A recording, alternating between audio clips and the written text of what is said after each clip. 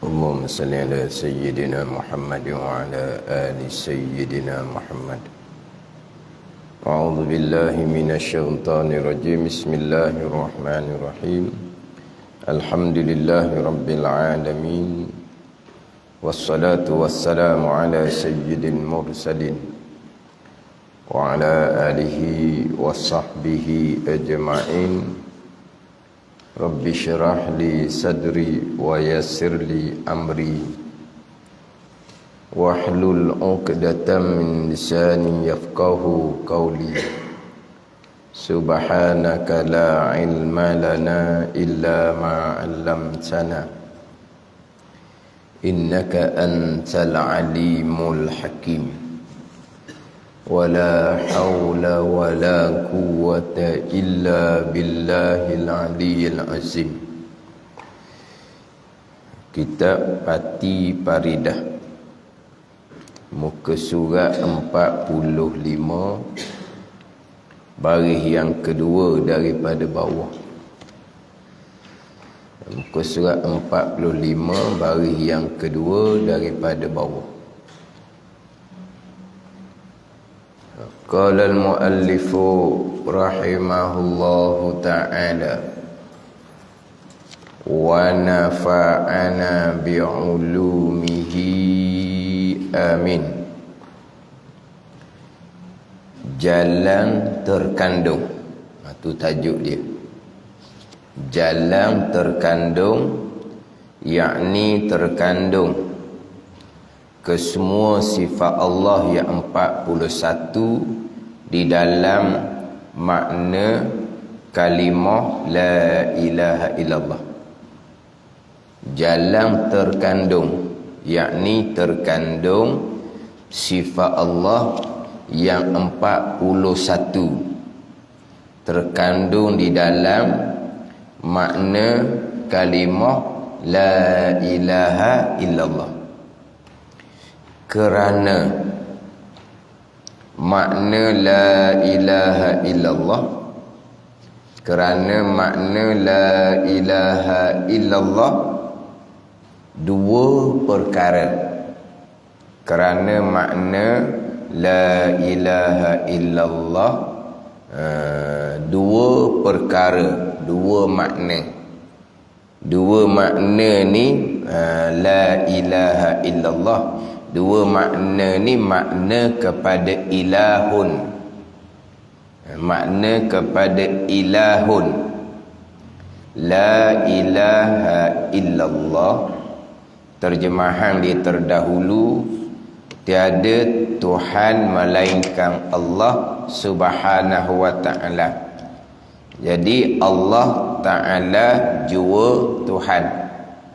Jadi makna kepada ilah, dua perkara ni, dua makna ni makna kepada ilah, tapi didatangkan dengan la ilaha illallah. Didatangkan dengan makna la ilaha illallah. Dia nak pergi kepada makna ilah tu. Ilah ni al-ma'budu bihaqqin, yang disembah dengan sebenar, tu ilah. Al-ma'budu bihaqqin, yang disembah dengan sebenar, tu ilah, yang bersifat dengan istighna dan iftikar. Tapi dia datangkan makna la ilaha illallah, dua perkara. Sebenarnya nak pergi kepada makna ilahun tu, tapi dia ambil kepada kalimah syahadah yang pertama la ilaha illallah. Jadi ada dua makna, dua perkara, yakni dua makna. Mana dua maknanya? Pertama, tak ada yang terkaya daripada yang lain, dan kedua, tak ada yang berkehendak oleh yang lain kepadanya, melainkan Allah jua yang terkaya. Dia jemah gitu. Tak ada ni la tu nah. La ilaha dengan makna yang terkaya daripada yang lain, daripada Allah. Dan kedua, tak ada yang berkehendak oleh yang lain kepadanya. Tak ada tu terjemah kepada la, yang berkehendak oleh yang lain kepadanya, itu terjemahan kepada ilaha. Illallahnya mana? Melainkan Allah jua yang terkaya. Melainkan Allah jua yang terkaya ialah nama istighna, dan yang berkehendak oleh yang lain kepadanya ialah nama iftikar. Jadi dia datangkan makna la ilaha illallah.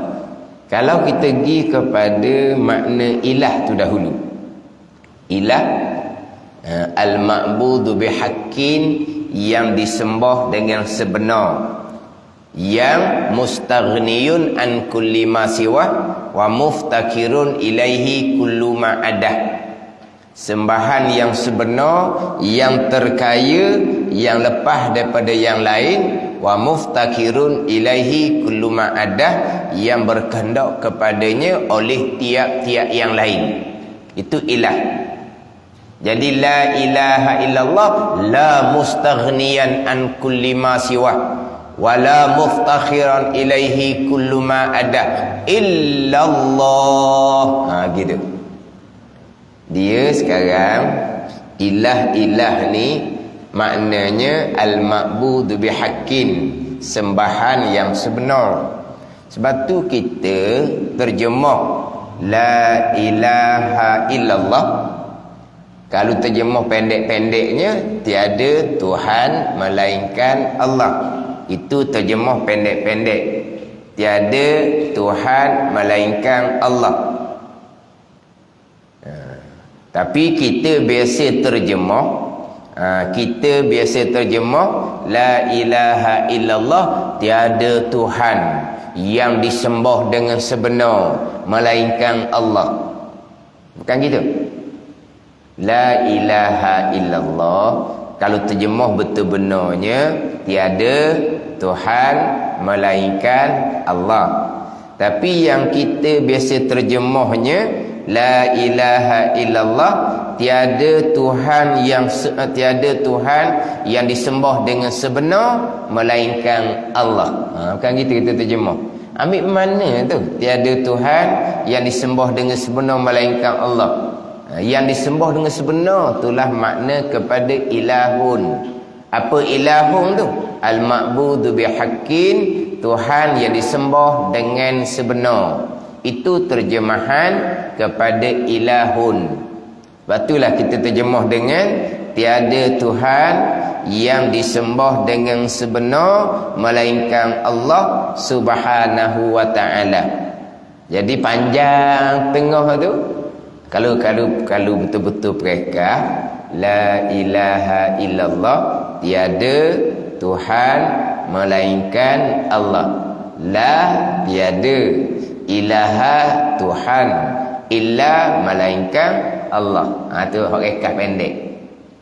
Tapi terjemahan biasa, tiada Tuhan yang disembah dengan sebenar melainkan Allah Subhanahu wa ta'ala.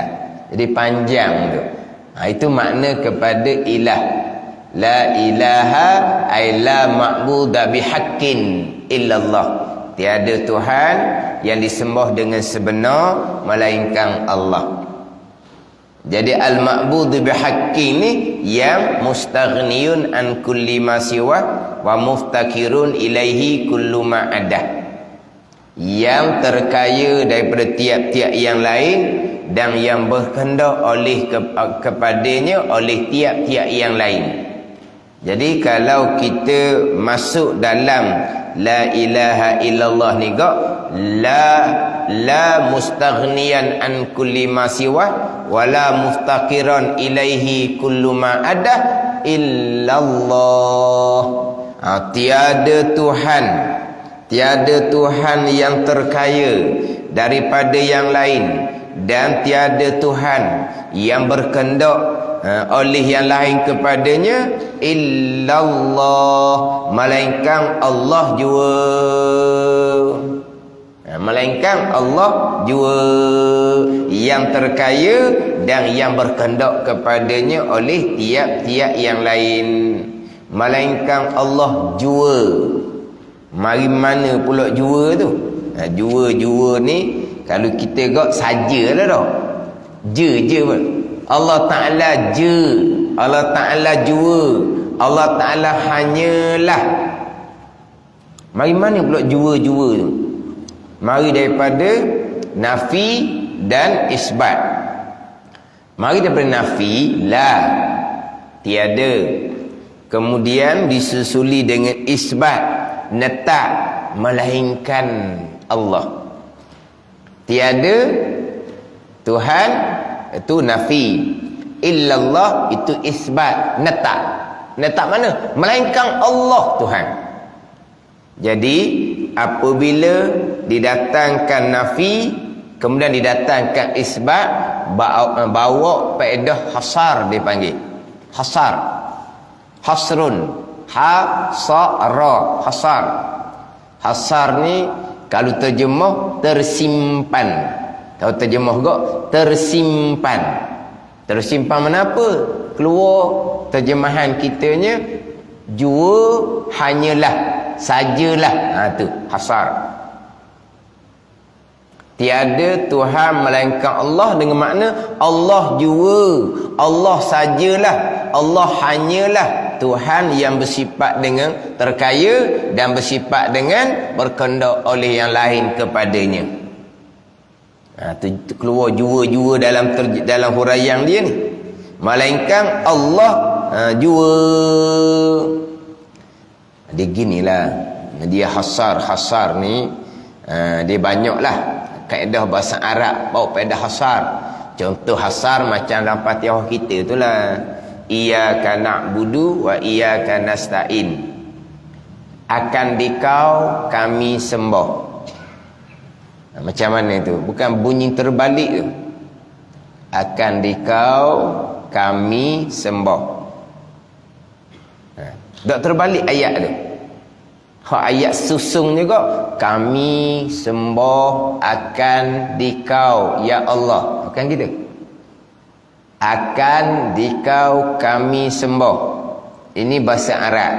Kalau bahasa Malaysia, kalau tulis seumpama tu, betul ke tak? Kalau bahasa Malaysia, akan dikau kami sembah dan akan dikau kami minta pertolongan. Kalau bahasa Malaysia, tak luluh gitu bahasa Malaysia. Dia kena susung kami sembah akan dikau ya Allah dan kami minta tolong akan dikau ya Allah. Gitu susung. Tapi bahasa Arab terbalik seumpama tu ada faedah, ada guna dia. Ada faedah, ada guna. Kalau bahasa Arab terbalik seumpama tu, dipanggil taqdimu ma hakut takhir. Mendahulukan barang yang sepatutnya duduk di belakang. Akan dikau duduk di belakang, ubuh depan. Yufidul hasra, bawa pada hasar. Sepatutnya akan dikau letak di belakang. Kami sembah akan dikau. Akan dikau ni sepatutnya duduk di kemudian. Tiba-tiba ditakdimkan, diletak hadapan. Akan dikau kami sembah. Ini bahasa Arab. Bahasa Malaysia lain. Ini cerita bahasa Arab. Jadi bahasa Arab dia letak ke hadapan akan dikau yang sepatutnya duduk di belakang, bawa pada hasar. Hasarnya macam mana? akan dikau jualah kami sembah tidak kepada yang lain, dan akan dikau jualah kami minta pertolongan tidak kepada yang lain. Tu keluar jua-jua tu. Iyyaka na'budu, akan dikau jua kami sembah. Akan dikau sajalah, akan dikau hanyalah kami sembah. Mari mana jua, hanyalah, sajalah. Mari daripada diletak ke hadapan yang sepatutnya duduk di belakang. Iyyaka na'budu, akan dikau kami sembah. Ini bahasa Arab. Jadi termasuk nafi dan isbat. Tiada Tuhan melainkan Allah, dengan makna Allah jualah Tuhan, Allah sajalah Tuhan, Allah hanyalah Tuhan, tidak ada yang lain. Tu mari daripada nafi dan isbat. Ini bahasa Arab. Ini keluar melainkan Allah jua yang terkaya. Jadi makna la ilaha illallah dua makna. Makna la ilaha illallah, pertama, tak ada yang terkaya daripada yang lain, dan kedua, tak ada yang berkehendak oleh yang lain kepadanya, kepada Allah, melainkan Allah jua. Yang terkaya ialah nama istighna, dan yang berkehendak oleh lain kepada ialah nama iftikar. Istighna, iftikar. Jadi la ilaha illallah ni la mustaghniyan an kulli ma siwa wala muftakiran ilaihi kullu ma ada illallah. Tiada Tuhan yang terkaya daripada tiap-tiap yang lain, dan tiada Tuhan yang berkehendak kepadanya oleh tiap-tiap yang lain, melainkan Allah jua. Itu yang terkandung di dalam la ilaha illallah. Dua perkara, dua makna, iaitu istighna dan juga iftikar. Daripada istighna, iftikar inilah terkandung di dalamnya pula 41 sifat.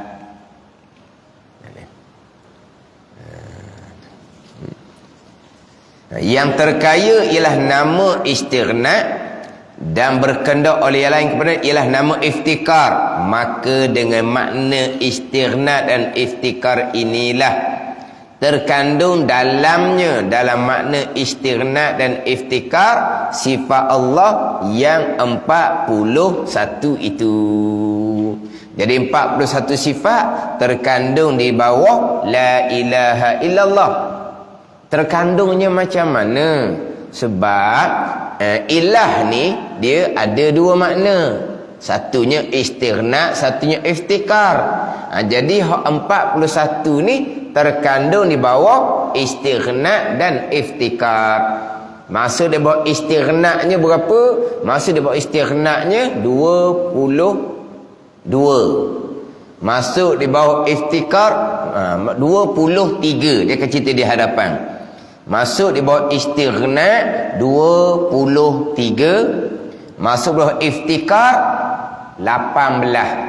23 capur 18 jadi 41. Jadi sekarang 41 terkandung di bawah kalimah syahadah yang pertama, asyhadu an la ilaha illallah.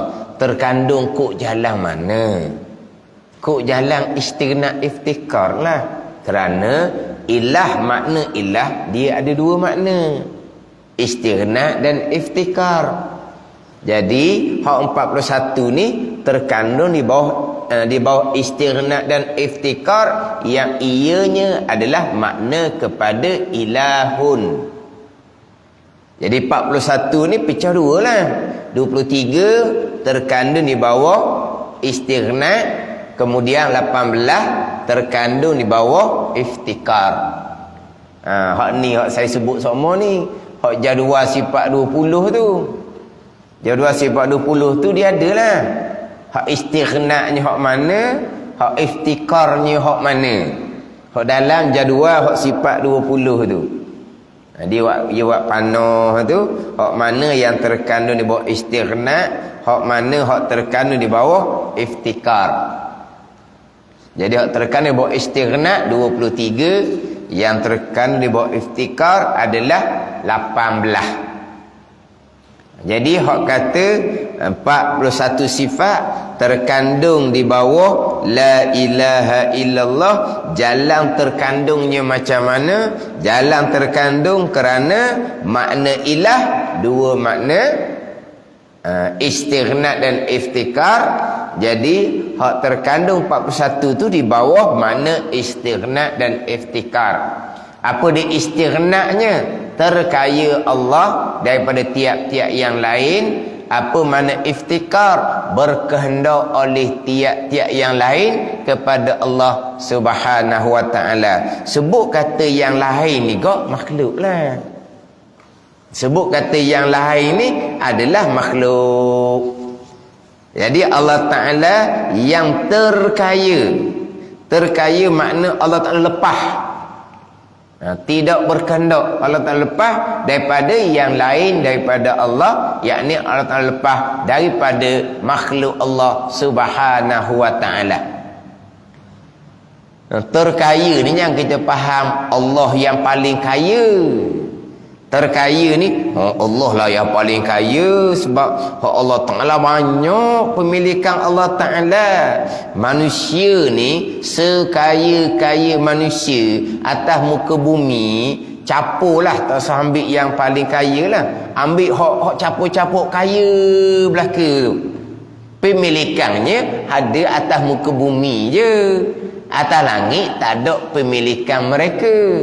Bukan satu orang yang terkaya di dunia, kan dia ada kan.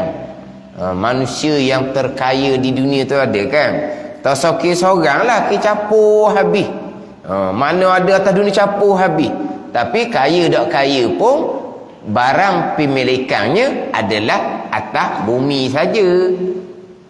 Pemilikan Allah bumi dan langit, dunia dan akhirah, syurga neraka pun barang milik Allah Subhanahu wa ta'ala. Maka Allah lah yang terkaya. Bukan maksud gitu. Maksud terkaya ni bukan maksud banyak pemilikan Allah, bukan. Maksud kaya Allah banyak pemilikan, bukan. Allah Ta'ala ni terkaya daripada, kena faham ni, terkaya daripada yang lain. Bukan kaya dengan banyak pemilikan. Kaya dengan banyak pemilikan itu sifat makhluk. Allah Ta'ala ni kaya daripada. Ini kita panggil kaya mutlak ni, ghinan mutlak. Kaya daripada. Apa makna kaya daripada? Allah Ta'ala lepas daripada segala-gala. Adapun kaya dengan, tu kaya dengan banyak pemilikan. Kaya dengan itu banyak pemilikan. Itu bukan kaya mutlak, itu bukan kaya sungguh. Itu kaya muqayyad je. Sebab apa? Kaya kerana banyak pemilikan dia. Gitu. Itu kaya, dia panggil kaya mutlak, kaya muqayyad. Kaya berkait dengan banyak pemilikan. Jadi kalau kita letak Allah Ta'ala kaya, sebab apa Allah Ta'ala kaya ni? Dengan bumi milik Allah, dengan langit milik Allah. Kaya Allah. Kaya dengan, mana dengan? Dengan pemilikan Allah. Bumi Allah pemilik, langit Allah pemilik. Kaya Allah dengan, sampai masa bumi akan dihancurkan, sampai masa langit akan dihancurkan, tak kaya dah lah Allah. Dah kaya dengan ni, kaya dengan banyak pemilikan. Mana milik Allah? Bumi. 7 lapis bumi milik Allah. Langit 7 lapis langit, segala yang ada cakrawala adalah milik Allah. Kaya Allah dengan banyak pemilikan. Tapi sampai masa akan dihancurkan dunia dan isi-isinya, akan dihancurkan 7 petala langit. Maka pemilikan Allah sudah kurang, tak kaya dah lah. Pada ni Allah bukan kaya dengan kaya daripada. Apa nak kaya daripada? Allah Ta'ala lepas daripada segala-gala perkara. Memanglah semua tu pemilikan Allah Subhanahu wa Ta'ala. Tapi di sisi Allah ni, dunia yang seluas-luas ni tak ada nilai di sisi Allah, walaupun seberat setengah sayap nyamuk sekalipun. Sehingga kan Nabi menyatakan, kalaulah dunia ni ada nilai sekadar seberat sebelah sayap nyamuk. Sebelah sayap nyamuk tu berat mana? Katok semua nyamuk dah, mapuh nyamuk, pernah dah ambil sayap ditimbang? Ambil sebelah sudah lah. Tak usah timbang nyamuk, berat nyamuk tu, ambil sayap dia sebelah timbang. Sayap boleh berjari dah. Yang kita duk katok nyamuk tu kan nyamuk mapuh. Jangan timbang nyamuk, cari sayap, jangan ambil 2 belah, ambil sebelah je, cuba timbang. Kalaulah Nabi kata dunia ni ada nilai di sisi Allah, walaupun seberat sebelah sayap nyamuk, dan secara Allah Ta'ala tidak akan bagi orang kafir minum walaupun seteguk air. Kalau ada nilai. Kalau dunia ni ada nilai di sisi Allah, memanglah kesemuanya pemilikan Allah. Tapi kalau dunia ni ada nilai di sisi Allah Ta'ala, walaupun bernilai seberat setengah sayap nyamuk sekalipun, ada nilai di sisi Allah, nescaya Allah Ta'ala tidak akan beri orang kafir walaupun minum air setengah air sekalipun. Sebab apa? Sebab orang kafir ni mensyirikkan Allah Subhanahu wa Ta'ala. Kalau dunia ni ada nilai walaupun sedikit di sisi Allah, orang kafir yang syirik pada Allah ni tak berhak nak minum air walaupun setegak, sebab dia kafir. Tapi orang kafir tu hangwi bagai-bagai kemewahan atas dunia ni. Sebab apa? Sebab tak ada nilai di sisi Allah Subhanahu wa Ta'ala. Tapi memanglah kesemuanya pemilikan Allah, sebab Allah Rabbil Alamin. Semuanya adalah marbub kepada Allah, yang dimiliki, yang direntah oleh Allah Subhanahu wa Ta'ala. Tapi kita bicara bab kaya Allah, bukan kaya dengan banyak pemilikan. Kaya Allah dengan makna Allah lepas daripada segala-gala. Allah istighna, lepas daripada segala-gala. Kemudian iftikar, segala-gala berkehendak hanya kepada Allah Subhanahu wa Ta'ala. Ini nak kenal Allah sebagai ilah, sebagai sembahan yang sebenar, yang bersifat dengan istighna dan bersifat dengan iftikar. Jadi Allah lepas terkaya daripada segala-gala perkara. Allah lepas daripada malaikat sebagai pembantu, tidak. Allah terkaya, tidak berkehendak kepada pembantu. Lepas tu Allah jadikan malaikat, malaikat pula digelar sebagai mudabbirin, mudabbirati amra. Jibril, Mikail, Israfil, Izrail, ini 4 ru'asaul malaikah ni. Jibril, Mikail, Israfil, Izrail ni ru'asaul malaikah, ketua malaikat yang 4, yang mudabbirati amra, yang mengatur segala pekerjaan, yang mengatur segala pekerjaan. Bukan mudabbir hakiki, bukan yang mengatur hakiki. Mudabbir hakiki Allah Subhanahu wa Ta'ala, yang bersifat dengan istighna, yang bersifat dengan iftikar. Ini kena faham molek. Mudabbir hakiki adalah Allah Subhanahu wa Ta'ala, yang bersifat dengan istighna, yang bersifat dengan iftikar. Yang kita baca tu dalam sejadah tu kan, yudabbirul amra minas sama' tu. Yudabbirul amra minas sama. Siapa yang mentadbirkan? Allah Ta'ala. Dah kata malaikat mudabbirin, mudabbirati amra, malaikat yang mengaturkan pekerjaan langit dan bumi, itu mudabbir majazi, letak pada zahir sahaja. Hakikinya Allah istighna, Allah terkaya, Allah lepas daripada segala-galanya. Yang berlaku di bawah pemilikan Allah, kesemuanya datang daripada Allah Subhanahu wa Ta'ala. Allah terkaya, Allah lepas daripada tiap-tiap yang lain, termasuk malaikat. Dan tiap-tiap yang lain berkehendak hanya kepada Allah. Tiap-tiap yang lain ni termasuk malaikat. Malaikat gerak diam pun berkehendak kepada qadar perbuatan Allah Subhanahu wa Ta'ala. Jadi gerak dia malaikat sendiri pun iftikar berkehendak kepada Allah yang menggerak diamkan qadar perbuatan Allah yang bersifat dengan kudrah. Malaikat sekalipun, dia kata malaikat yang menurunkan wahyu, malaikat yang menurunkan hujan, malaikat yang menurunkan rezeki, malaikat yang meniupkan roh. Ni hak kandungan 4 bulan tu, sampai masa pula malaikat yang mencabutkan roh, malaikat yang mencatat kebaikan, malaikat yang mencatat kejahatan. Itu cerita majazi je. Hakikinya semua adalah qadar perbuatan Allah Subhanahu wa Ta'ala yang bersifat dengan kudrah.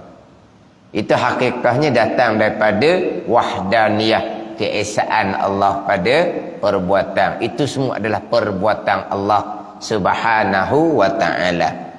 Malaikat iftikar berkehendak kepada Allah. Sebab malaikat tidak ada apa-apa peranan, melainkan kesemuanya adalah qadar perbuatan Allah Subhanahu wa Ta'ala. Sebut malaikat mudabbir yang mengatur alam sekalipun, mudabbir majazi, letak sahaja. Mana kita duk cerita tu tugas-tugas malaikat tu majazi. Mana kita duk cakap tu cakap majazi je. Cakap malaikat begitu, malaikat begini. Bercakap pula manusia begitu, manusia begini. Semua cakap majazi belaka, tak ada salah. Ada ni. Kau tak boleh cakap, kau tak boleh cakap malaikat yang menurunkan wahyu. Tak boleh cakap malaikat yang menurunkan hujan. Tak boleh cakap lah malaikat yang menurunkan rezeki, yang mencatat kebaikan dan kejahatan. Yang kita duk ngapa tugas-tugas malaikat tu, tak boleh nak kata lah. Itu majazi belaka, kata gina. Siapa yang catat kebaikan dan kejahatan? Kiraman katibin, malaikat yang mulia yang mencatat. Katib, katabah, malaikat yang mencatat. Yang bersifat dengan rakib dan atid, sebelah kanan dan sebelah kiri. Kiraman katibin, katib dia panggil, malaikat yang mencatat, yang bersifat dengan rakib dan atid. Sifat itu bukan nama. Tapi dalam kitab kita ni, rakib sebelah kanan, atid sebelah kiri, itu satu pandangan.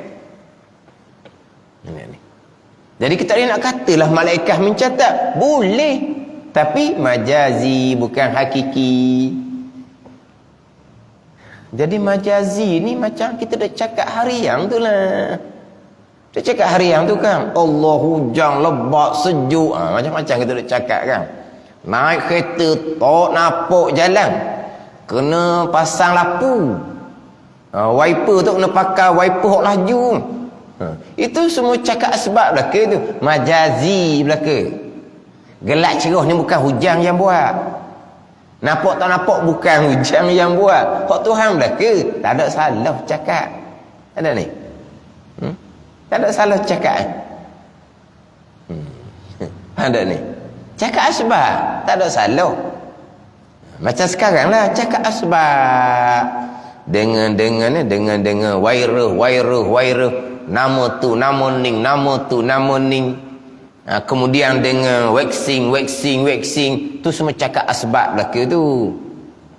Wairah ni dia punya dia punya apa panggil apa? Dia punya simptom tu lah. Virus ni simptomnya tidaklah seberat apa gitu. Hari tu delta apa gitu. Ada ni kan nama lain kan. Mana? Omicron. Tak sebut bahaya. Dulu delta. Delta begini Omicron okey dia tak berat sangat begini. Tu semua cakap asbab lah ke tu. Delta ke Omicron ke qadar perbuatan Allah Ta'ala belah ke. Perbuatan Allah Ta'ala. Tapi cakap asbab. Ada ni. Cakap asbab. Vaksin pun cakap asbab. Boleh mengurangkan simptom dia panggil. Boleh mengurangkan kemasukan ICU. Boleh mengurangkan kematian. Ini cakap asbab. Jangan mudah-mudah pula. Boleh mengurangkan kematian. Masya Allah. Nak lawan Tuhan dah dia ni. Apa makna nak lawan Tuhan? Masya Allah. Nak lawan Tuhan sebab boleh mengurangkan kematian. Tuhan mati. Dia boleh lawan Tuhan. Siapa boleh lawan Tuhan? Tu boleh mengurangkan kematian. Asbab. Asbab. Faham tak ni? Dia kata Masya Allah, nak lawan Tuhan, Tuhan nak suruh mati, dia boleh sekat daripada mati. Dia ingat ke orang cakap tu Masya Allah salah? Masya Allah, dia tu dah reti sangat gitu. Itu hanya cerita asbab je. Asbab lah. Mengurangkan kematian, mengurangkan kesakitan, mengurangkan masuk ICU, mengurangkan tu, mengurangkan ni. Samalah. Kita makan ubat mengurangkan darah kita naik tinggi. Kita makan ubat mengurangkan kecil manis kita jadi tinggi. Tak panggil mengurangkan belaka tu. Kita makan ubat ni jadi darah tinggi kita stabil, darah tinggi kita, kecil manis kita akan stabil. Semuanya sama saja. Cakap asbab. Tak ada salahnya.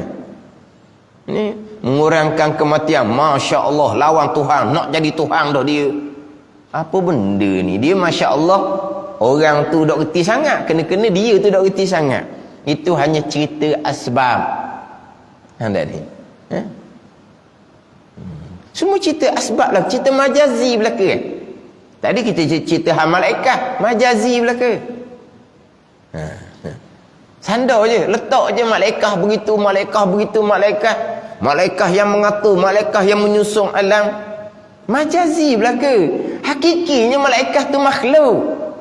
Makhluk lemah. Kan dalam kitab kan malaikat ni adalah ibadullahi mukramun.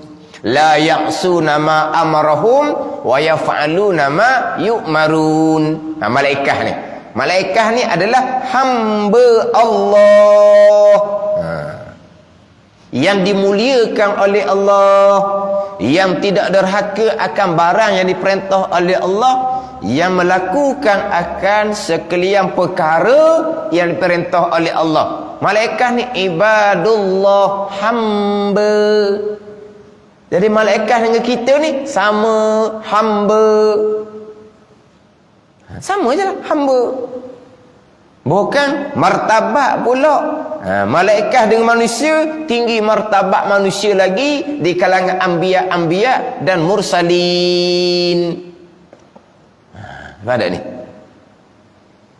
Hak nabi-nabi bukan rasul ni. Hak nabi-nabi 124,000 orang tu lebih tinggi martabat daripada Jibril, Mikail, Israfil, Israil. Bukan rasul 313. Bukan rasul 25 orang. Bukan rasul ulul azmi. Bukan rasul Nabi Muhammad sallallahu alaihi wasallam. Waktu atas sekali. Hak nabi-nabi 124,000 orang ni pun atas lagi martabat nak banding dengan Jibril, Mikail, Israfil, Israil tu. Hak ru'asaul malaikah, 4 kepala besar malaikat. Tapi kedudukan hamba Allah. Bukan penolong pembantu Allah. Allah istighna iftikar. Kena mati molek. Jadi. Tapi duk cerita-cerita duk hafal-hafal tugas tu, cerita hafal lah tugas tu. Tapi majazi. Macam kita lah, kita ada tugas kita. Tugas kitanya menjadi khalifah atas muka bumi. Tugas kitanya mengabdikan diri akan Allah, beriman dan beramal soleh. Tapi hakikinya beriman dan beramal soleh adalah qadar perbuatan Allah. Itu hak tugas hak agama. Tugas hak dunia pula, nak mengatur perjalanan dunia ni pula. Ada tugas-tugas yang dituntut fardu kifayah. Bukan agama saja.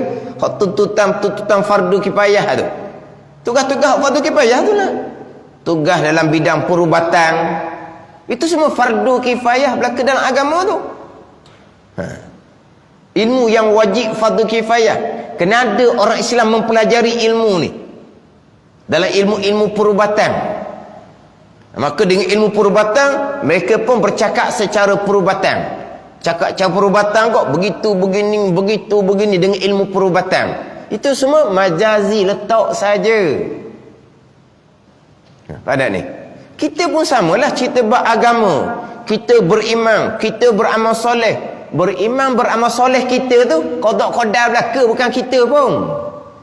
Kita beriman, kita beramal soleh, letak pada kita ni majazi, letak je. Hakikinya Tuhan belaka. Ada ni. Samalah juga hak ilmu dunia pun sama. Ilmu dunia pun samalah. Maknanya doktor dia akan ceritalah dengan percakapan doktor bidang perubatan dia. Tapi apa dia cakap macam mana sekalipun, itu hanya majazi sahaja. Sama je. Hak kita duk cerita hal malaikat, hak kita duk cerita bab khalifah atas muka bumi, kita duk cerita hak tugas-tugas keduniaan, itu hanya cerita majazi. Hakikinya segala-gala datang daripada Allah. Allah yang bersifat dengan istighna, Allah yang bersifat dengan iftikar. Allah yang menjadikan segala-gala.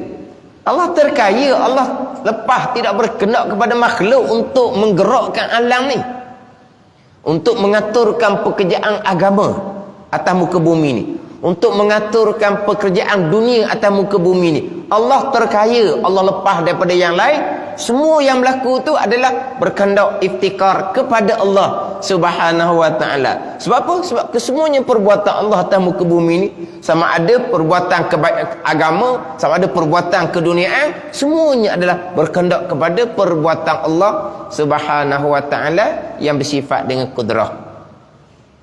Ini nak kenal Allah sebagai ilah, sebagai sembahan yang sebenar, yang bersifat dengan istighna, yang bersifat dengan iftikar. Makna hak cakapan harian kita hanya cakapan majazi sahaja. Cakap ha malaikat pun majazi, cakap ha syaitan jin pun majazi, cakap ha manusia dalam bab agama pun majazi, cakap ha manusia dalam bab keduniaan pun majazi. Kita cakap ha syaitan. Syaitan goda, syaitan goda, syaitan goda, syaitan makhluk lemah. Ada ni. Yang membalik-balikkan hati kita Allah Taala. Pada ni. Syaitan makhluk. Makhluk tak ada bekas. Yang kita kata syaitan lah goda, syaitan lah perdaya, syaitan yang tipu. Majazi. Katalah tak salahnya. Tak salah faham ni. Tapi tukar pula. Bukan syaitan yang goda, Allah yang goda. Benda buruk yang sandar kepada Allah Ta'ala. Benda buruk yang sandar kepada Allah Ta'ala. Ini cerita hakiki ni. Benda buruk ni letak pada syaitan lah. Letak pada nafsu masing-masing lah. Kenapa jadi gini ni? Ni Allah Ta'ala. Jangan gitu, haram dosa besar. Hakikinya memanglah Allah Ta'ala, baik jahat. Syaitan makhluk. Nafsu makhluk. Tapi kita kena sandar pada syaitan lah. Kena sandar pada nafsu. Ni godaan syaitan. Nafsu pula nafsu yang tak baik. Lepas tu jadi mengikut godaan syaitan. Tapi hakikinya tak. Semuanya qadar perbuatan Allah Subhanahu wa ta'ala. Padahal semua cerita majazi belaka. Semua cerita makhluk belaka. Cerita malaikat bergiam, cerita makhluk. Cerita kata syaitan bergiam, cerita makhluk. Cerita perbuatan hamba manusia ni bergang-gang. Cerita makhluk. Cerita majazi, tak ada salah. Faham tak ni? Lepas tu kata kalau cerita makhluk, cerita majazi, kata tak ada Tuhan tu karuk sangatlah. Cerita majazi, kita duk cerita malaikat. Cerita malaikat kan? Malaikat yang meniupkan roh, malaikat yang Israel lah, yang mematikan. Israel yang mematikan. Quran menyebutkan. Ni. Qul yatawaffakum malakul mautil ladzi wukila bikum tu kan. Sejadah tu kan. Malaikat lah yang mematikan. Itu majazi. Hakikinya Allahu yatawaffal anfusa hina mautiha. Allah yang menyempurnakan nyawa-nyawa boleh sampai masa mati dia. Allah yuhyi wa yumit wa huwa ala kulli syai'in qadir. Yang kita duk baca tu kan, yuhyi, menghidup oleh Allah, wa yumit, dan memati oleh Allah. Bukan Israel, Allah Ta'ala. Wa huwa ala kulli syai'in qadir, dan ia Allah atas tiap satu amat kuasa. Tapi kita duk cakapnya mati apabila malaikat Israel cabut nyawa, malaikat cabut nyawa, matilah. Itu hanya cerita majazi. Ni kena faham molek lah. Tapi hakikinya semua datang daripada Allah. Allah mana? Allah tiada ilah sama yang sebenar, yang bersifat dengan istinad dan iftikar. Allah yang terkaya, Allah yang lepas daripada segala-gala. Allah tidak berkehendak kepada walaupun malaikat sekalipun. Jangan kita beranggapan malaikat adalah penolong, pembantu Allah Subhanahu wa ta'ala. Jadi kalau Allah menjadikan malaikat sebagai pembantu hakiki, sebenar-benarnya malaikatlah penolong Allah. Lucu sifat istighna, lucu sifat iftikar Allah, lucu Allah sebagai ilah, sebagai sembahan yang sebenar. Allah sembahan yang sebenar, yang bersifat dengan istighna, yang terkaya, yang lepas daripada tiap-tiap yang lain. Dan Allah sembahan yang sebenar, yang bersifat dengan iftikar, yang berkehendak oleh yang lain kepada Allah Subhanahu wa ta'ala. Jadi 41 sifat yang terkandung di bawah la ilaha illallah. 23 masuk di bawah istighna, 18 masuk di bawah iftikar. Dia akan ceritalah di hadapan tu mana 23 masuk di bawah istighna. 11 sifat yang wajib, 11 sifat yang mustahil, 1 sifat yang harus. 23. 11 sifat yang wajib ni wujud, qidam, baqa, mukhalafatu ta'ala lil hawadith, qiyamuhu ta'ala binafsih, sama, basar, kalam, kaunuhu sami'an, kaunuhu basiran, kaunuhu mutakalliman. 11 lawang di sebelah jadi 22. 1 sifat harus masuk bawah istighna juga jadi 23.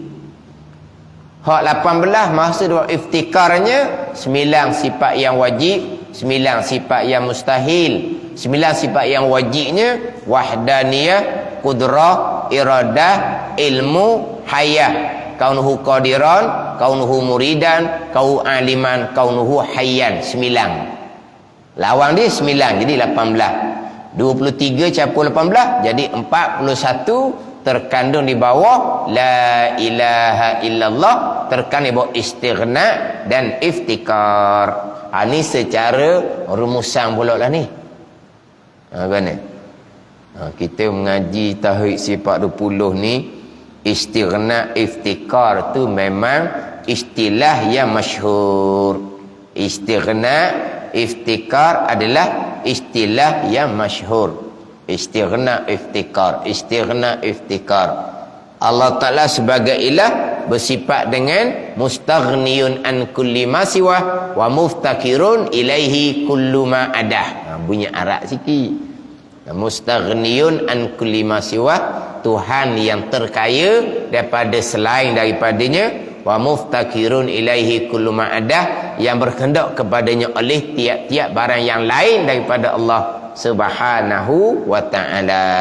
Istighna dan iftikar. Kemudian dia akan hurailah pulaknya. Istighna, kemudian hurailah iftikar. Istighna diterjemah dengan terkaya Allah daripada yang lain. Terkandung dalamnya 23 akidah. 23, 11 yang wajib, 11 yang mustahil, kemudian 1 yang harus. 23 yang terkandung di dalam istighna, makna kepada ilah sembahan yang sebenar. Wallahu a'lam.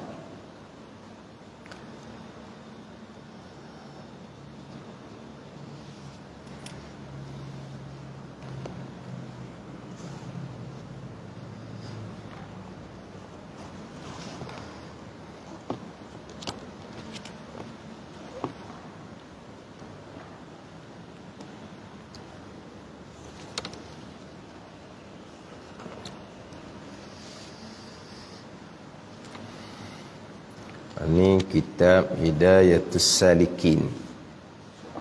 Hidayatus Salikin.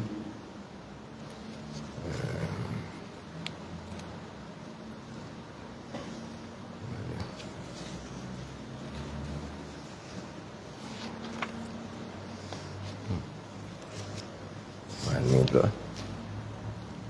Muka surat 12. Muka surat 12.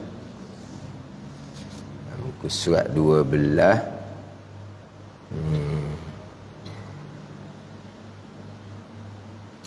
Baris yang ke-16 daripada atas. Surat 12 baris yang ke-16 daripada atas.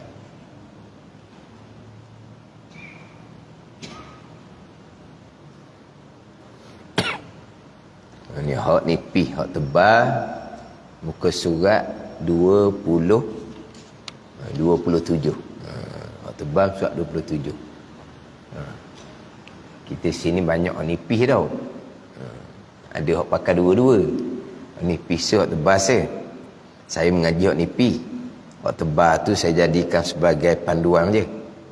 Nak tengok macam nak tebal. Ada pakai hak rumi tau. Hak rumi ada tau. Ada hak rumi. Hak rumi pula ada beberapa apa? Beberapa edisi. Ada beberapa, ada tuang yang berbeza lah rumi tu. Qala al-muallifu rahimahullahu ta'ala wa nafa'ana bi'ulumihi amin.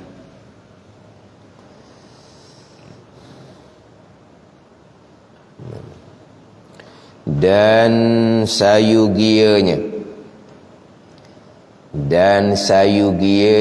sediakan batu atau air dahulu daripada qada hajah itu. Dan sayugianya ni mana apa? Sayugia bunyi klasik sikit tau. Sayugia ni kalau kita gak sepatutnya, semoleknya, itu sayugia.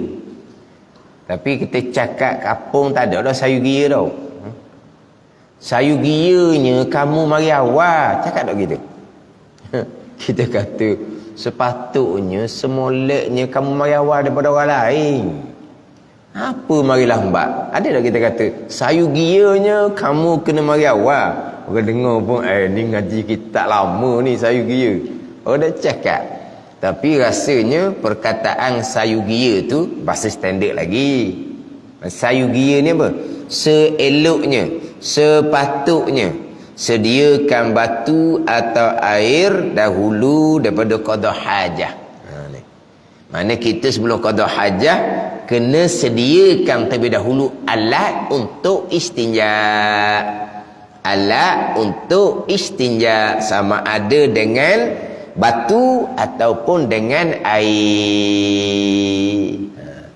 Kitab ni dahulukan sebut batu, barulah disebut dengan air. Sebab apa? Sebab afdalnya kita istinja, kita menggunakan batu terlebih dahulu, barulah kita menggunakan air. Batu ni hak asal lah, hak pada masa Nabi sallallahu alaihi wasallam. Kalau masa kita gak, tisu lah, tisu. Yang mana afdal kita nak istinja adalah menggunakan tisu, biar hilang hak ain-ain najis yang keluar, hanya tinggal kesan-kesan saja, barulah disusuli dengan air. Maka air yang digunakan tidak akan jadi banyak, dan air yang digunakan dia kurang ada rasa was-was. Sebab kira-kira dia air itu tidak ada dah ain najis, yang hanya adanya air untuk menghilangkan sifat najis sahaja. Yang mana tisu dia hanya boleh menghilangkan ain najis, tisu tidak boleh menghilangkan sifat najis. Air barulah boleh menghilangkan sifat najis. Jadi menggunakan tisu untuk menghilangkan ain najis, barulah disusuli dengan air untuk menghilangkan sifat najis. Itu afdal. Berarti dia pun sebut dengan batu atau air dahulu daripada qada hajah. Sebut batu dahulu, baru sebut air. Faham tak ni? Kita menggunakan air semata-mata, itu kaedah nombor 2, bukan hak nombor 1. Menggunakan tisu semata-mata tanpa menggunakan air, walaupun air banyak, itu hak nombor 3. Tapi syarak sudah memadakan, boleh semayang dah bila istinja dengan umpama tisu. Ini kita akan bicara di hadapan hak berkaitan dengan istinja dengan batu. Istinja dengan batu ni syariah Nabi sallallahu alaihi wasallam. Syariah khususiyah dia panggil. Syariah yang tertentu kepada syariah Nabi sallallahu alaihi wasallam. Adapun istinja dengan air, itu dia panggil syariah qadimah. Itu syariah lama. Syariah rasul-rasul yang terdahulu pun pakai air dah. Jadi syariah Nabi ni istimewa. Air sebagai syariah yang lama, batu syariah yang hanya khas kepada syariah Nabi sallallahu alaihi wasallam. Syariah yang khas ni, tiba-tiba kita tak tahu syariah Nabi, kita sebut kata topik. Sebut kata guna tisu, topik mu. Topik. Itu syariah khas yang tertentu untuk syariah Nabi dan umat Nabi. Kita buat topik. Jahilnya kita tak kenal syariah Nabi. Dia kata syariah topik. Tu tak ada air. Tak ada air, wajib istinja dengan tisu. Kita cerita ni air banyak sangat-sangat. Dalam kitab dia kata walaupun tepi laut sekalipun, dia haruskan kita istinja dengan batu. Kalau kita sekarang, walaupun tepi Batang Pahit sekalipun, walaupun tepi Pahit Pilih Bomba sekalipun, harus istinja dengan batu. Ini syariah Nabi sallallahu alaihi wasallam. Nabi pernah istinja dengan batu, dan Nabi memerintah sahabat istinja dengan batu. Tiba-tiba jahilnya kita kata itu adalah topik. Gimana? Sungguh mula-mula ngajar dulu istinja dengan batu ni jadi satu kejanggalan.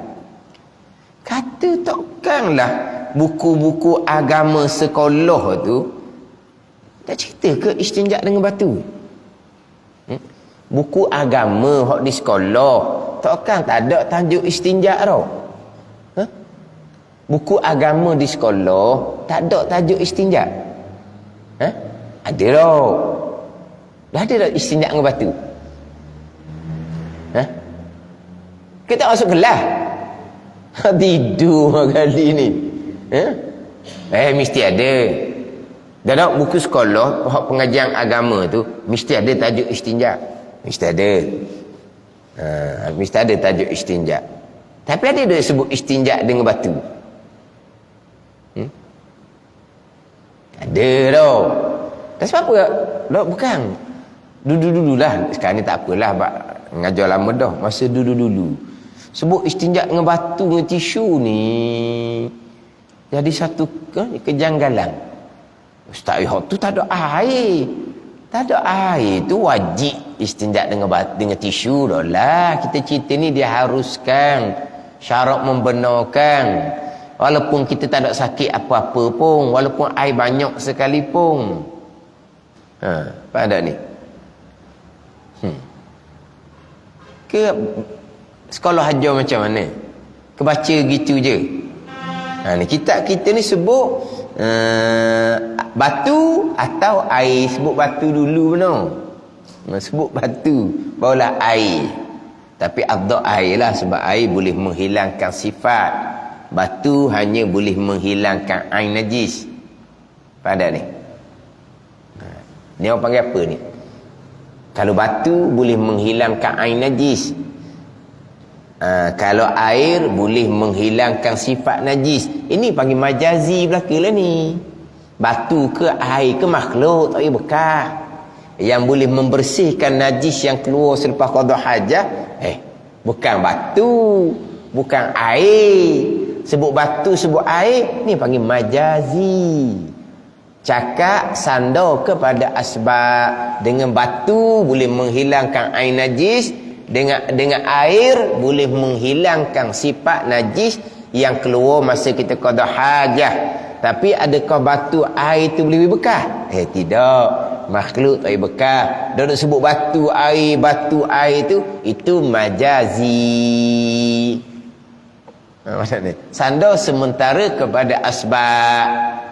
Bukan nak lawan Tuhan.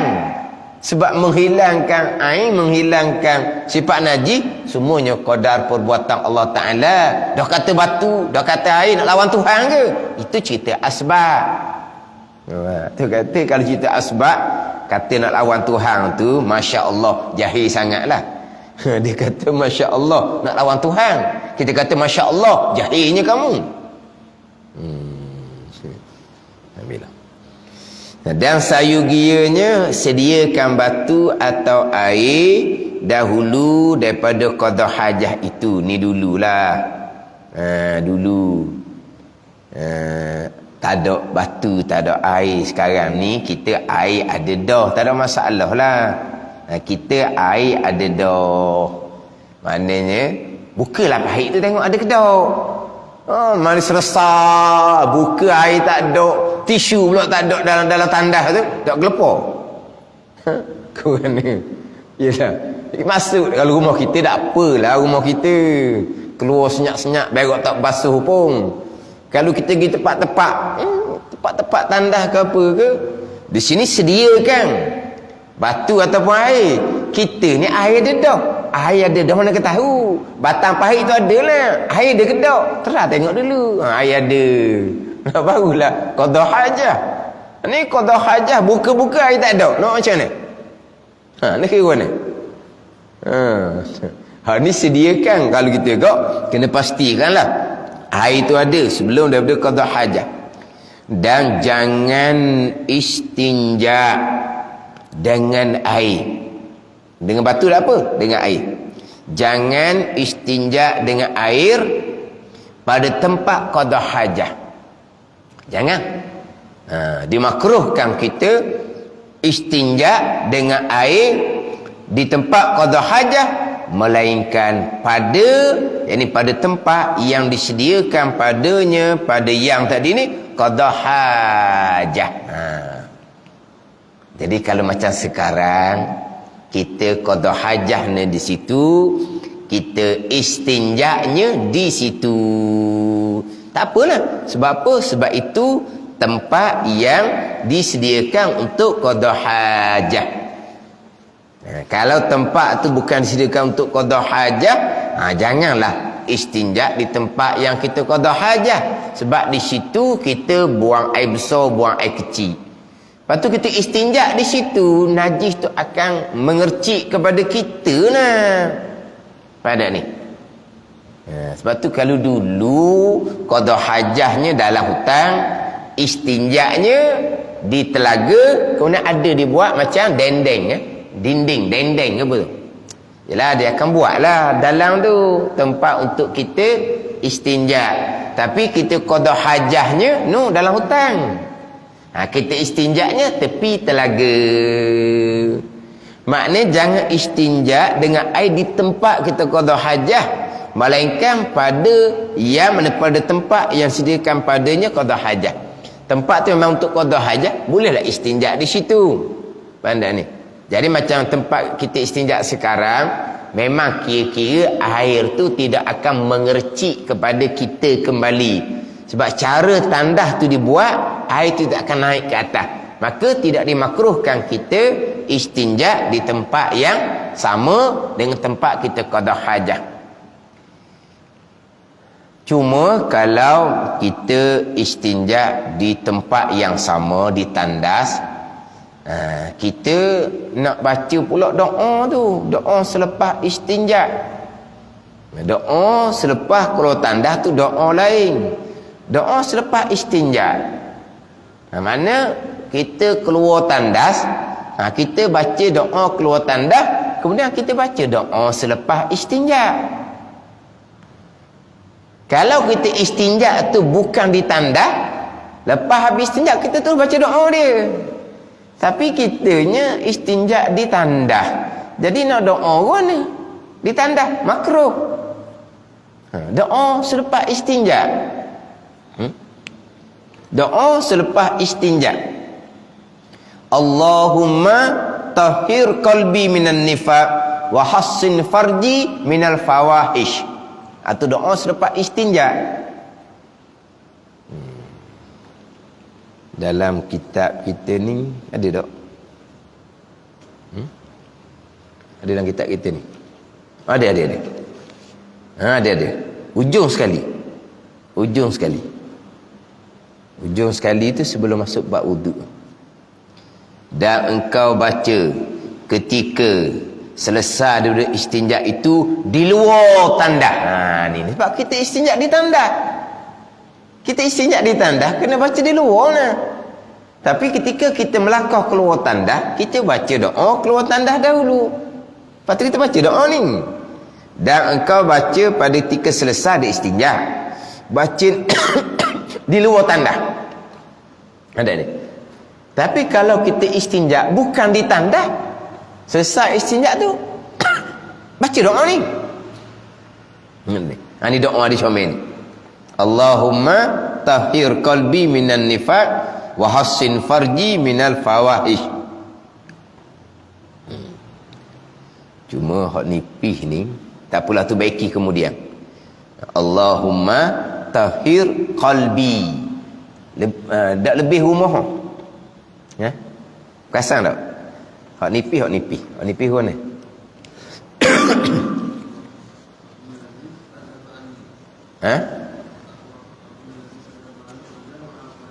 Tu doa keluar tandas.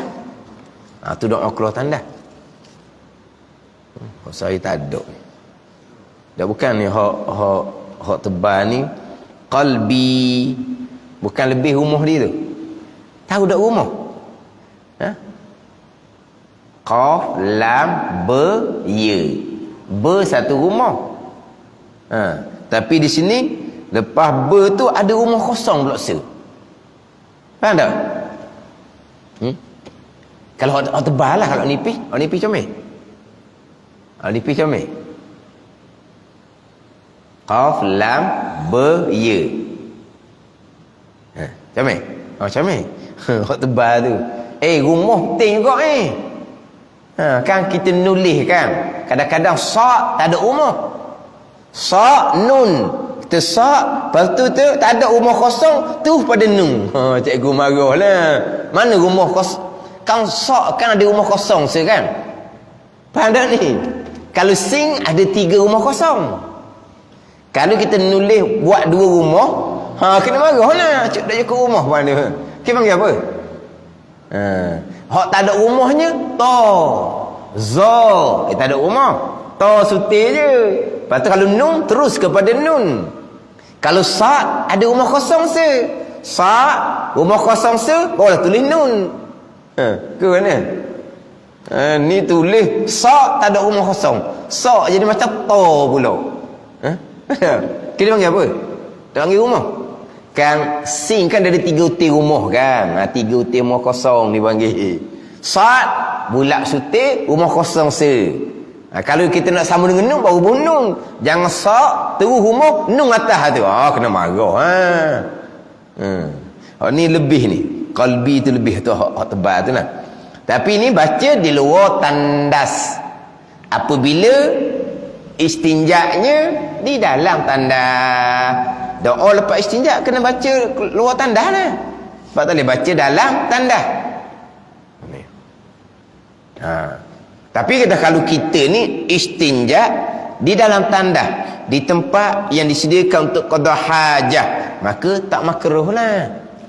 Hak kata jangan istinjak dengan air pada tempat qada hajah, melainkan ni tak makruh ni, tak apa ni, pada yang disediakan padanya qada hajah, pada tempat yang disediakan padanya qada hajah. Mana tandas tu lah, jambang.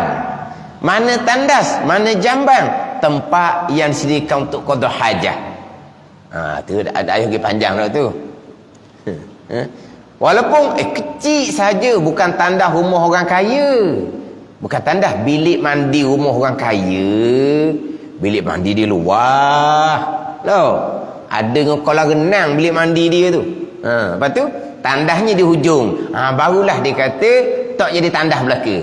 Tapi kalau tandas kita orang kampung ni kok, berapa kaki hak bilik mandi dengan tandas dia kata sepik, dia kata maka hukum tandas belaka. Mentang-mentang lah kita orang kampung bilik mandi sempit dihukum tandas belaka.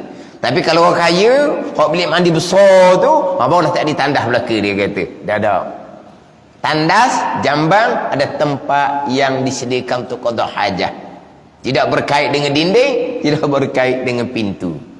Maka timbul persoalan, nak ambil ismayang, nak baca bismillahirrahmanirrahim, nak baca bismillahirrahmanirrahim tak boleh sebab tandas. Maka ada cadangan, nak basuh tangan tu pergi di sing luar, basuh tangan bismillahirrahmanirrahim. Banyak nak baca tu. Sebelum basuh tangan nak baca a'udzubillah, nak baca bismillahirrahmanirrahim, nak baca pula alhamdulillahillazi ja'alal ma'a tahura, nak baca pula 2 kalimah syahadah. 2 kalimah syahadah kita baca selepas selesai berwuduk, hak tu bacaan lain. Ni di awal ni. Sebelum kita baca bismillah, kita baca a'udzubillah. Selepas kita baca bismillah, kita baca alhamdulillahillazi ja'alal ma'a tahura. Segala puji bagi Allah yang menjadikan air ini alat untuk bersuci. Dan kita pun baca 2 kalimah syahadah. Itu belum lagi hak bacaan sunat yang dibaca ketika berkomor, masuk air ke hidung, ketika basuh muka, ketika basuh tangan sampai ke siku. Ni ada dalam kitab Hidayatus Salikin kita nanti. Nak baca masa mana? Dia kata oleh kerana bilik mandi tu sempit, masa ambil wuduk nak baca bismillah tak boleh, kena basuh tangan di sinki. Basuh tangan di sinki. Bismillahirrahmanirrahim. Barulah masuk bila air semula, hak dihukum tandas. Kalaulah hukum tandas, kita bukan tempat berwuduk dalam tandas. Dalam tandas bukan tempat berwuduk. Bahkan kita dimakruhkan berlama dalam tandas. Kita dimakruhkan berlama dalam tandas. Makruh tu. Jangan duduk lama-lama dalam tandas. Makruh hukum dia. Sebab apa? Sebab tandas ni tempat yang dari segi rohani pun tak molek, dari segi jasmani pun tak molek tandas ni. Ada ni. Sebab itulah dimakruhkan kita berlama-lama dalam masjid, dalam tandas. Nak kena cepat. Jadi kalaulah bilik mandi tu hukum tandas lah mandi lagi situ, mandi wajib lagi situ, ambil wuduk lagi situ, tapi nak baca bismillah tak boleh. Untuk baca bismillah kena pergi singki, basuh tangan, berwuduk, baca bismillah, baru masuk dalam bilik mandi semula, dihukum tandas sebab bilik mandi tu sempit. Betul gitu. Kita kalau sebut kata tandas, bukan kata berwuduk. Mandi wajib bukan tempat dia. Bukan kata mandi wajib, mandi biasa pun bukan tempat di dalam tandas. Tandas tempat untuk qada hajat, bukan tempat untuk mandi. Jadi kalau hukum semua tu tandas, kena mandi tanah lah. Kena mandi tanah. Ni mandi hujan buat apa ni? Ni hujan dia. Mandi hujan. Tempat yang disediakan untuk qada hajat, itu dia panggil tandas. Yang tempat disediakan untuk qada hajat dia panggil tandas. Sehingga kan ni tempat yang disediakan untuk qada hajat yang dihukumkan tandas, tiba-tiba dia menghadap kiblah, tiba-tiba dia membelakangkan kiblah, walaupun tak ada hadangan di hadapan dia dengan kiblah, walaupun tidak ada hadangan di belakang dia dengan kiblah, tidak diharamkan.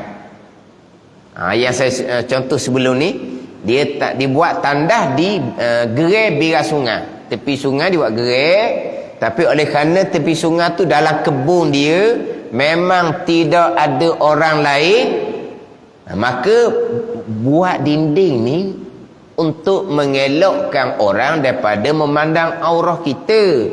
Tapi oleh kerana kebun tu tak ada orang lain dah mari, maka tak ada lah dinding. Maka gerai tu hukum tandas. Hukum tandas walaupun tak ada dinding, hukum tandas lah. Tiba-tiba masa dia qada hajah tu, dia menghadap Kaabah, tidak haram. Tak ada hadangan di hadapan, tak syarat hadangan di hadapan kalau itu tempat untuk qada hajah. Kau wajib kena ada hadangan di hadapan kalau kamu qada hajah di patah, kalau kamu qada hajah di padang-padang, tempat-tempat lapang tu. Itu bukan untuk tempat qada hajah patah padang. Tiba-tiba kamu qada hajah di situ, menghadap kiblah, membelakangkan kiblah, wajib kena ada hadangan di hadapan. Kalau tidak hukumnya haram. Wajib kena ada hadangan. Kurang-kurang hadangan tu 2/3 hasta hadangan tu. Kena ada. Jangan menghadap kiblah, menghadap kosong-kosong gitu. Hukumnya haram. Tetapi kalau tempat tu tempat yang disediakan untuk qada hajah, menghadap kiblah ketika buang air kecil, membelakangkan kiblah ketika buang air besar, tidak diharamkan walaupun langsung tidak ada hadangan antaranya dengan kiblat. Ada ni. Berarti tempat yang disediakan untuk qada hajah tiba-tiba tak ada hadangan, tak ada dinding, sebab tempat yang disediakan untuk qada hajah tak syarat dinding. Dinding untuk mengelak orang daripada terpandang aurah kita, bukan dinding tu menjadi syarat untuk tempat tu jadi tandas. Tandas ni al-makanul mu'addu li qada'il hajah ni, yang disediakan bagi qada hajah, itu tandas. Walaupun tak ada dinding. Atau timbul qada hajah di tempat yang disediakan untuk qada hajah, tandas, menghadap kiblah ketika buang air kecil, membelakang kiblah ketika buang air besar, tidak diharamkan walaupun langsung tidak ada hadangan, tak ada dinding, tak ada dinding, tak ada. Menghadap kiblah betul-betul ketika buang air kecil, tidak diharamkan. Sebab apa? Sebab itu tempat yang disediakan untuk qada hajah.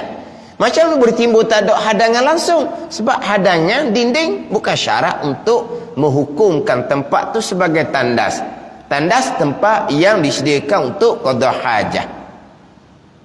Ni ajar ketika basuh tangan wuduk untuk baca bismillahirrahmanirrahim, basuh di sinki dahulu, kemudian masuk ke bilik mandi yang ia hukum tandas untuk sambung berwuduk. Kita tidak akan berwuduk, kita tidak akan mandi wajib, bahkan kita tidak akan mandi biasa di dalam tandas. Tandas bukan tempat untuk berwuduk, bukan tempat untuk mandi, bukan tempat untuk mandi dalam tandas. Tandas untuk tempat qada hajah yang mana dimakruhkan kita berlama-lama di situ. Qada hajat selesai, keluar. Itu bukan tempat duduk situ. Pergi mandi pula dalam tandas. Dia kata bukan mandi dalam tandas, mandi di tempat mandi. Oh, kena. Tandasnya mana? Tempat mandinya mana? Kenapa nak hukum tandas sekalian? Itu hammam, tempat mandi. Bila tempat mandi, kita berzikir tidak dimakruhkan. Orang azan, orang bang, kita sunat jawab. Sebab itu tempat mandi, bukan tandas. Tandas tu di tepi. Walaupun kita bilik mandi orang kampung ni tak luas mana pun, tandas ada tempat dia sendiri.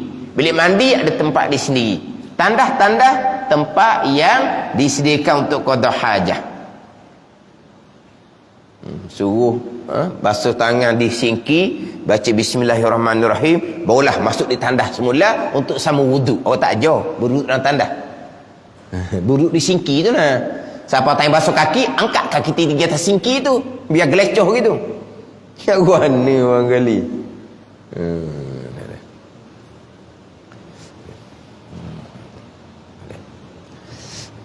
Tempat yang disediakan padanya untuk qada hajah. Dan sunat istibrak. Kemudian daripada kemoh-kemoh dengan lalukan jari tangan di bawah zakar. Dan sunat istibrak. Kemudian daripada kemoh-kemoh, yakni kencing. Kemudian ada kemoh-kemoh tu kencing. Saya sebut betul tak tahulah sebab kaf bagi bawah, mim bagi atas. Kemoh-kemoh. Kan? Kencing. Kencinglah. Dan sunat istibrak.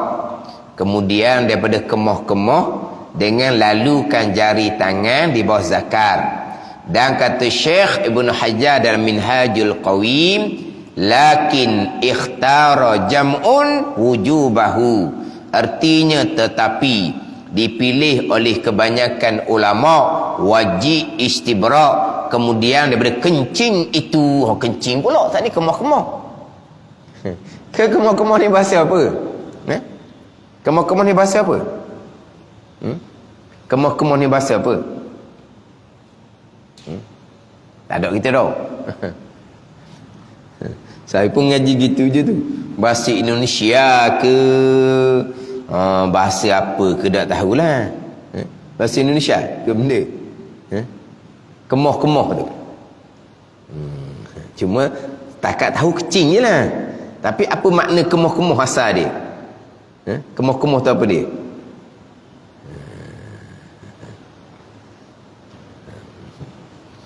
Dan sunat istibrak. Istibrak ni apa? Biasa makna istibrak ni lepas biar habis. Tu istibrak. Lepas biar habis. Tu istibrak.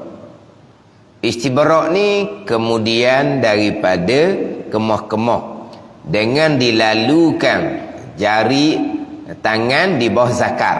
Dilalukan urut dengan jari tangan di bawah zakat.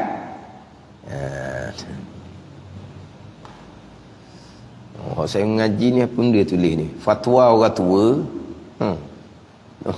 Dobek tulis. Fatwa orang tua, jangan kuat gosok di sebelah bawah sebab membawa kepada mati pucuk. Fatwa orang tua. Ni mana ialah urutlah zakar tu lepas kencing. Fatwa orang tuanya jangan kuat gosok tu di sebelah bawah sebab apa? Membawa pada mati pucuk. Ada fatwa orang tua. Ni ayat tu guru belaka lah ni. Bukan orang tua aja ni.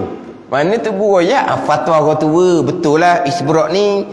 Kitab ni kata lalukan jari tangan di bawah zakar tu. Tapi jangan awak kuat sangat mati pucuk. Mana pula fatwa orang tua? Dia kata gitu. Kita tulis je. Tu kata fatwa orang tua, kita tulislah fatwa orang tua. Mana ni? Ini kalau lelaki. Kalau perempuan, dia tekan daripada atas tu. Tekan daripada atas. Sebab perempuan pun ada istibrak juga. Istibrak tekan daripada atas. Maknanya kalau lelaki dia urut dengan jari daripada bawah, kalau orang perempuan dia tekan daripada atas. Dia tekan daripada atas.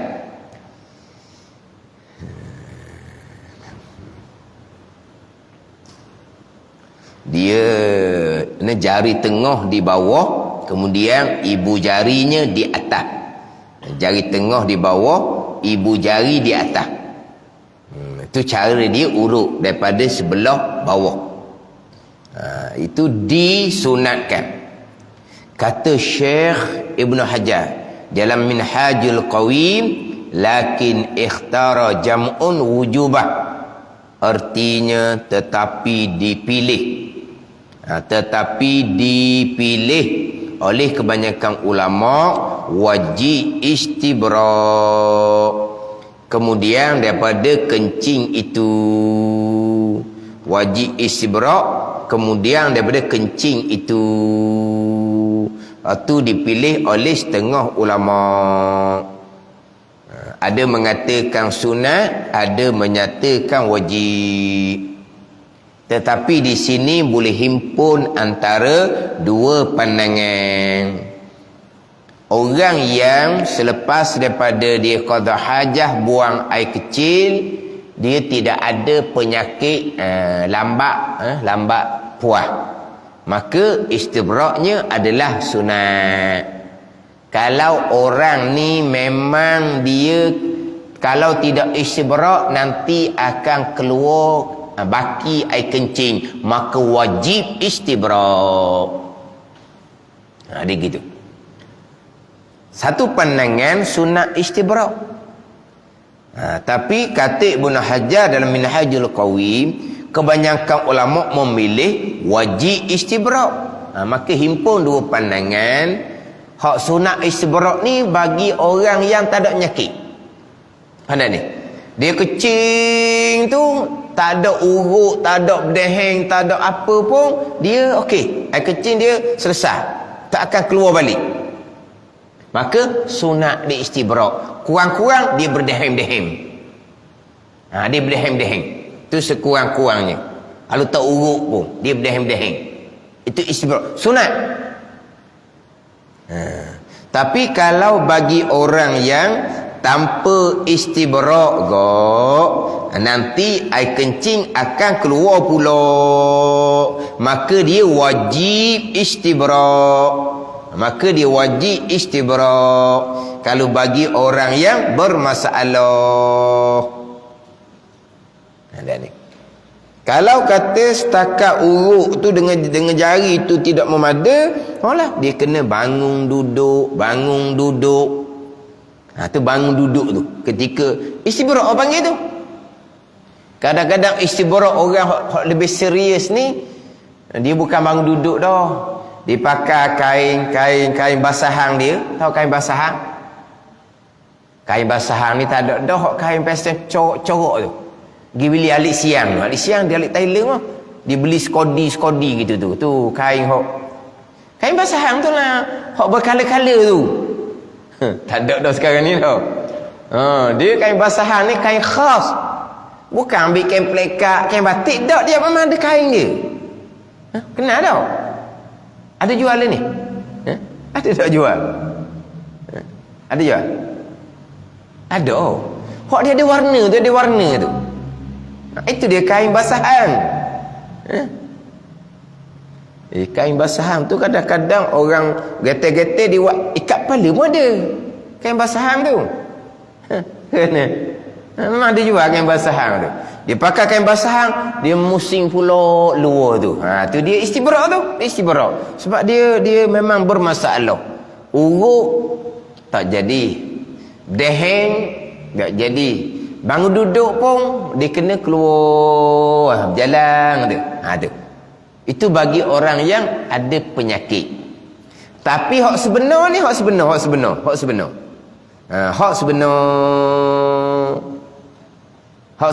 ni maknanya memang keluar sungguh, bukan waswas. Rasa tak ada pun. Dia ndak, dia tengok, dia belek, ada buih dia kata. Tak adanya. Buih adalah muduk layang ke dia. Tu penyakit tu penyakit waswas. Ni kita cerita orang yang betul-betul dia diuji dengan, yalah, bukan kata setakat lambat puas. Orang hak dedah tu langsung tidak akan berhenti kencing dia. Tu tak ada, tu kau lain dah tu. Kau lain dah. Tu bukan kata pusing bilik air tu, berlari pusing padang pun air kencing dia akan sentiasa keluar. Tu dedah, tu cerita lain.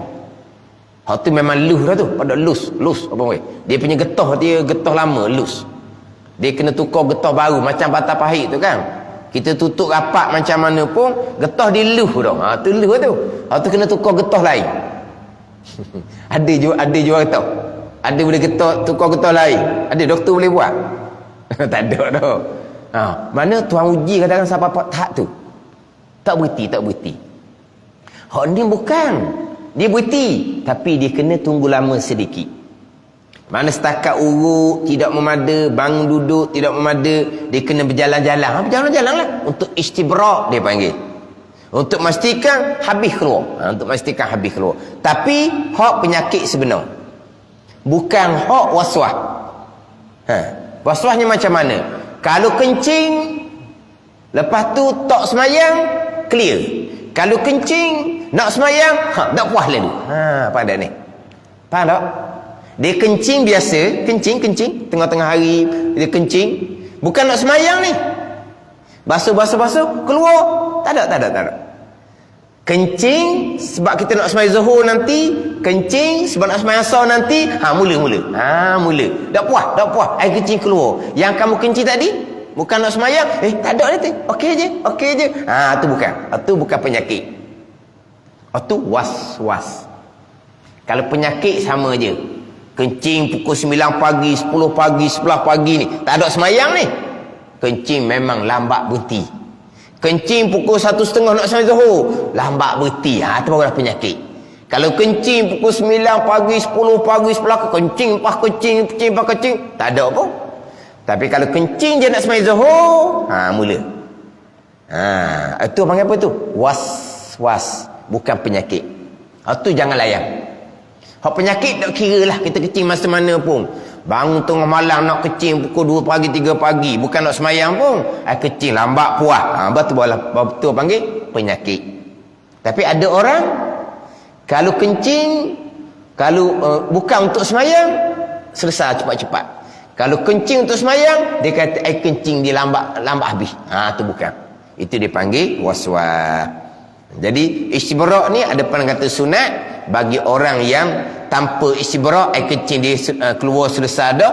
Tapi kalau orang yang berpenyakit, yang lambat puas, wajib dia kena istibrak. Jadi dua pandangan kata sunat. Satu pandangan kata wajib, ni boleh dihimpunkan sunat bagi orang yang tidak berpenyakit, wajib bagi orang yang berpenyakit.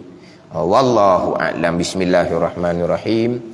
Alhamdulillahirabbil alamin. Wassalatu wassalamu ala sayyidil mursalin wa ala alihi wa sahbihi ajma'in. Allahumma iftah alaina futuhal arifin. Allahumma allimna ilma akadamin, bafahimna famasabikin, warzuqna ruqat talibin. Allahumma zidna ilman wa alhiqna bis salihin. Wa sallallahu ala sayyidina Muhammadin wa ala alihi wa sahbihi wa sallam. Walhamdulillahi rabbil alamin.